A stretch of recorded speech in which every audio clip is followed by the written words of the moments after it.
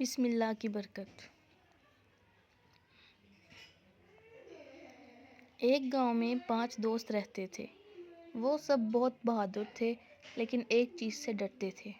گاؤں کے باہر ایک پرانا جنگل تھا۔ جنگل میں ایک بڑا خوفناک درخت تھا۔ لوگ کہتے تھے اس درخت میں جن رہتا ہے۔ ایک دن بچوں نے جنگل جانے کا فیصلہ کیا۔ سب دوست ڈرتے ڈرتے درخت کے پاس پہنچے۔ اچانک تیز ہوا چلنے لگی۔ درخت کے پیچھے سے آواز آئی، کون آیا ہے میرے درخت کے پاس؟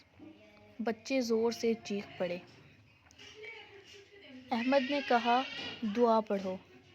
سب نے پڑھا، اعوذ باللہ من الشیطان الرجیم۔ پھر انہوں نے بسم اللہ الرحمن الرحیم پڑھی۔ اچانک آواز بند ہو گئی۔